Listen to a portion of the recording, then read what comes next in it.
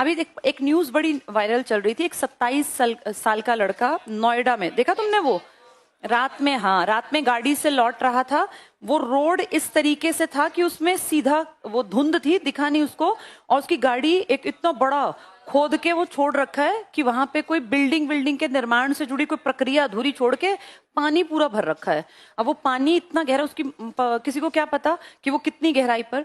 वो लड़का 27 साल का शाम को लौट रहा था नोएडा। नोएडा बेटा एक दिल्ली का ही पार्ट मान लो, ये एनसीआर का पार्ट है। हम ये मानते हैं एनसीआर में सुविधाएं बड़ी जल्दी मिल जाती होंगी।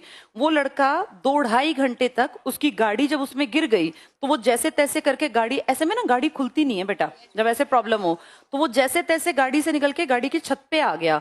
और 2.5 घंटे तक वो लड़का उस छत पे अपनी मोबाइल का फ्लैश लाइट जला के कि कोई रुक जाए, कोई आ जाए। और ऐसा नहीं कि लोग नहीं आए, आ गए लोग, लेकिन तमाशबीन बन के खड़े रहे। और धीरे धीरे धीरे उसकी गाड़ी जो है, क्योंकि गाड़ी भारी है, पानी भरेगा उसमें, पानी भरते भरते फाइनली वो लड़का डूब गया। 27 साल का जवान बेटा।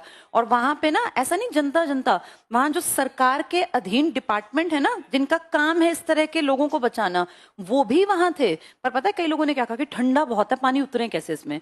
मतलब निहायती बेशर्मी, किसी का आदमी की जान जा रही है, हद से हद क्या होगा, ठंड लग जाएगी, सर्दी जुकाम हो जाएंगे।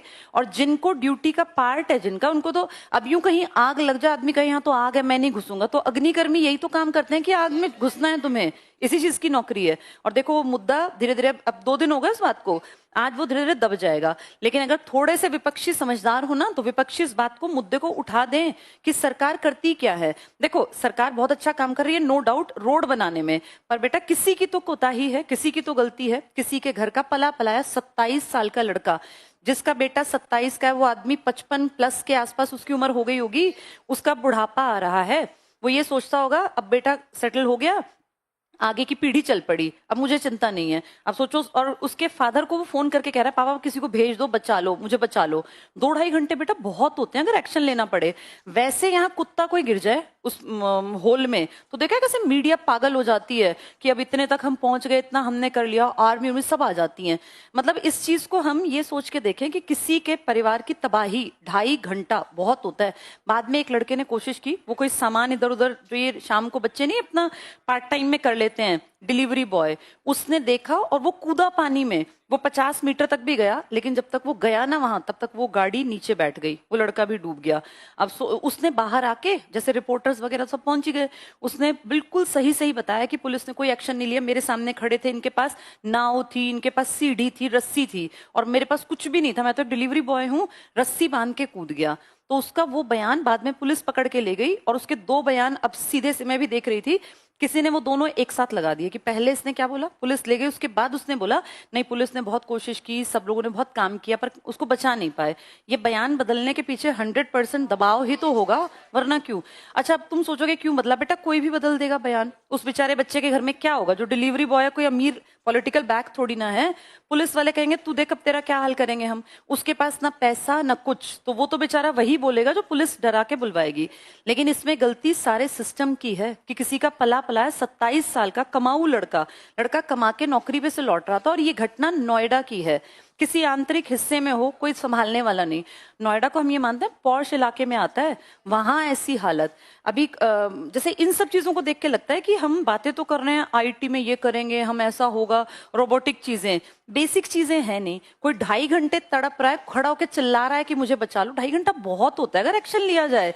एक आदमी को इंडिया जो कितना, कौन से नंबर पे आ गया था, 4थे नंबर पे ना, 4th नंबर पे, कितनी बड़ी हम इकोनॉमी बन गए हैं, पता नहीं कितने ट्रिलियन की बता रहे थे। उन सबको कंपेयर करना कि बेसिक सुविधाएं नहीं है, कि कोई मरता हुआ आदमी तुम्हें 2.5 घंटा दिख रहा है और तुम्हारी प्रशासन पहुंच के उसको बचा नहीं पाया, फिर क्या ही फायदा कि वर्ल्ड में हम 4थी बड़ी या 3री बड़ी, या हम विश्वगुरु बन गए। बेसिक चीजें जिसके पास नहीं है उसको बहुत ज्यादा काम करना पड़ेगा। अब इसका जिम्मेदार कौन है? तो कुछ लोग कह रहे हैं कि जो उस एरिया की डीएम है, जिनकी ड्यूटी है, वो महिला, जो हमारे इलेक्शन कमिश्नर है ना, उनकी बेटी है। तो कुछ लोग वो भी लिंक कर रहे हैं कि इस बात को तो यहीं के यहीं दबा देंगे। भाई इतने बड़े ओहदे पे जो आदमी बैठा, आईएएस ही तो बैठते हैं बेटा वहां, जिनके ऊपर तक के लिंक्स होते हैं। लेकिन जिसके साथ हुआ उसके घर परिवार की तरफ से सोच के देखें तो कैसा लगता है कि भाई पला पलाया 27 साल का जवान लड़का चला गया और बाप को बार बार कह रहा है कि मुझे बचा लो। एक चीज और बेटा, कोशिश करनी चाहिए, तैरना भी एक बेसिक स्किल है। जो जवान बच्चे हैं ना, ये स्किल बेसिक, बेटा सरकार के भरोसे मत रहो, सरकार का कुछ नहीं भरोसा। अपनी बेसिक स्किल सीख लेनी चाहिए, जिसमें जीवन जीने के लिए कुछ ऐसी चीजें होती हैं जो कभी भी काम आ जाती हैं। उस लड़के को 100% तैरना भी शायद ना आता हो, अगर तैरना आता हो तो कोशिश करता ना बचने की। जो लड़का डिलीवरी बॉय था, जो 50 मीटर तक कूद के गया अंदर, उसको तैरना आता था, तभी गया ना अंदर। तो ये बेसिक स्किल्स हैं। हमें ऐसा लगता है कि हमें क्या जरूरत पड़ेगी, हम तो अपना बढ़िया घर में रहते हैं, बढ़िया मेरी नौकरी आईटी में लग गई। पर देखो लाइफ का पता नहीं होता। अब जो 50 साल 40 साल के हैं वो तो डर को नहीं खोल सकते, पर जवान बच्चों को ना ये बेसिक लाइफ स्किल्स ये जरूर आनी चाहिए, क्योंकि पता नहीं बेटा किसको क्या मुसीबत का सामना करना पड़ जाए।